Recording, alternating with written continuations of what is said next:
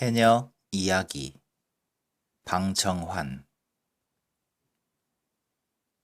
나는 이번에 경상도 울산에 갔던 길에 늘 보고 싶어 하던 해녀의 산림 구경을 하고 왔습니다.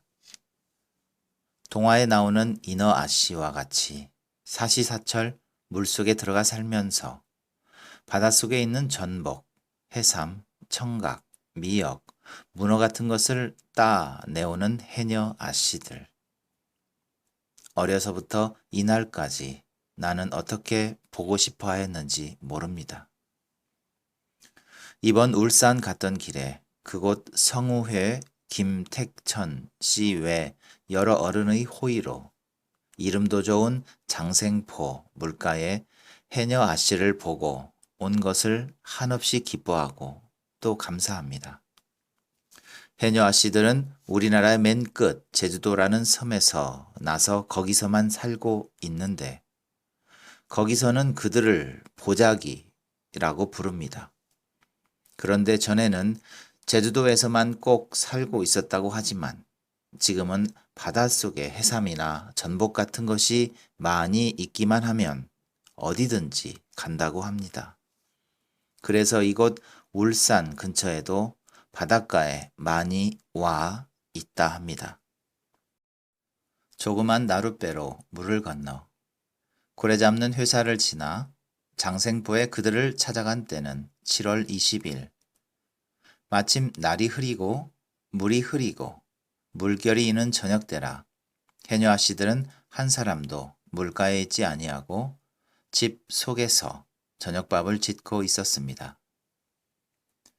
파도가 들고 나는 물가에 파출소나 주재소 같이 길쭉한 일본 집에 10여 명의 해녀가 혹은 눕고 혹은 앉아서 이래 쓰꼬마 저래 쓰꼬마 하고 말끝마다 쓰꼬마를 붙여서 주고받고 하는 소리는 우리로는 도무지 무슨 말인지 알아들을 수 없어서 마치 외국 여자나 아주 물속의 딴 나라 여자를 만난 것 같았습니다. 간신히 그들과 같이 있는 남자 한 분을 청하여 우리의 온 뜻을 말하고 잠깐만 물에 들어가는 것을 구경시켜 주었으면 좋겠다 하니까 오늘같이 물이 흐린 날은 춥기만 하고 물속에 들어가도 캄캄하여 아무것도 보이지 않으니 들어가기 어렵다고 하면서 특별히 그 중의 4분이 장난삼아 물에 들어가기로 되었습니다. 물에 들어갈 해녀 아가씨들은 벌떡벌떡 일어나더니 부끄러움도 안 타고 옷을 훌훌 벗고 나서는데 보니까 살빛이 바닷바람에 쐬고 물에 부대끼고 하여 검고 붉어 구릿빛 같은데 머리도 붉고 누르고 그러니까 이가 유난히 희어 보입니다. 그러나 그보다도 더 유난스럽게 눈에 띄는 것은 그들의 몸이 아주 잘 발달된 것입니다. 가슴이 어떻게 크고 퉁퉁하게 쑥 내밀었는지 큰 방울이나 큰 방만해 보이고 가슴 밑에서 잘록하였다가 다시 배가 또 그렇게 퉁퉁하게 쑥 내밀었습니다. 그리고 뒤로는 궁둥이라 하는지 볼기라 하는지 또 큰 박덩이 같이 툭하게 뒤로 불그러졌습니다. 그리하여 그 모양은 커다란 박덩이 같은 3개의 둥근 덩이로 되어 있다고 하여도 거짓말이 아닙니다. 몸이 그렇게 발달이 되었으니 팔과 다리도 몹시 굵고 튼튼하게 된 것은 물론입니다.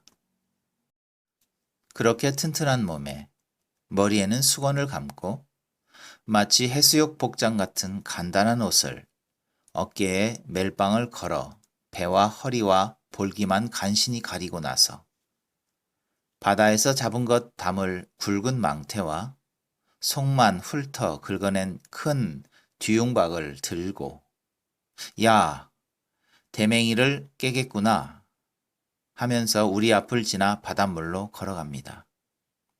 아까 한 그 말은 오늘같이 날이 흐리고 물이 흐려서는 물속에 들어갔다가 보이지 않아서 바위에 부딪혀 대가리, 머리를 깨트리기 쉽겠구나 하는 말이라 합니다.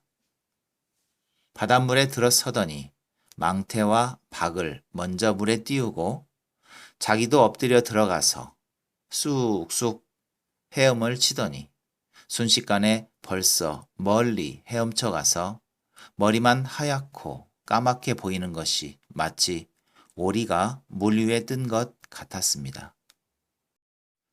그때 그들은 머리에 감았던 안경을 마치 비행하는 사람이나 자동차 운전수의 커다란 안경과 똑같은 것을 내리어 눈에 쓰더니 눈 깜짝할 동안에 머리가 물속으로 쑥 들어가면서 두 발이 빳빳하게 물 위에 솟더니 그대로 물속으로 쑥 들어가 없어지고 말았습니다.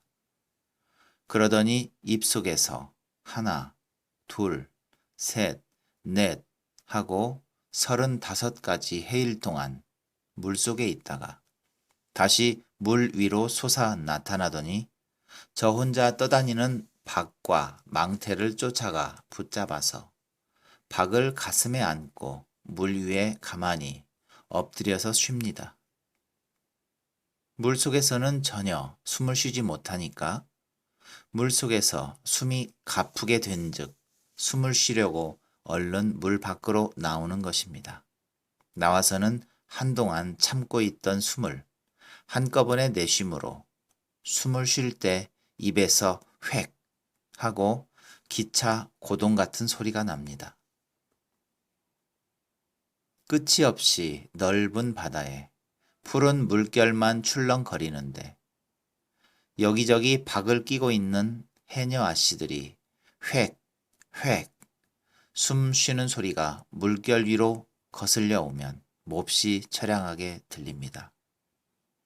물 위에 떠서 잠깐 쉬고는 또 들어가고 한참 만에 또 나와서 획 하고 들어가고 이렇게 몇 번인지 거듭하다가 한 30분쯤 지나서 다시 헤엄을 쳐 나옵니다. 잠수복은 물에 젖어서 몸에 착 달라붙고 머리에서는 낙숫물같이 물이 흐르는데 손에 들고 나온 망태 속을 보니까 신기하게도 합니다.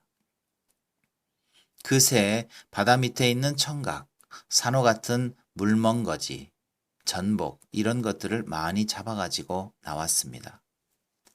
전복과 물멍거지는 갓 잡은 것이라 꿈틀꿈틀합니다. 그들은 당장에 먹어보라고 물멍거지를 돌로 깨뜨리고 속에 있는 굴 같고 코 같은 것을 내주므로 얼굴을 찡그리며 먹어보았더니 다른 이들은 모두 좋다 하건만 내 입에는 비린내만 있을 뿐입니다. 그들의 이야기를 들으면 물속에 들어가도 물 밖 세상과 똑같이 무엇이든지 훤하게 보이고 물 바닥은 마치 육지와 같이 바위도 있고 모래밭도 있고 반질반질한 곳도 있고 풀난 곳도 있다 합니다. 그래 안경을 쓰고 입을 다물고 숨을 안 쉬면서 손에 꼬챙이 같고 칼 같은 연장을 들고 물속으로 들어가면 바위에 해삼이나 전복이 꼭 붙어 있는 것이 보이므로 연장으로 떼어서 이편 손에 옮겨 들고 또 다른 것을 떼고 한답니다. 그러고 다닐 때는 예쁜 생선들이 이리저리로 헤엄쳐 다니는 것도 눈에 잘 보이고 물속에서는 몸이 가벼워서 조금만 몸을 으쓱하면 저쪽 먼 곳으로 떠난다 합니다.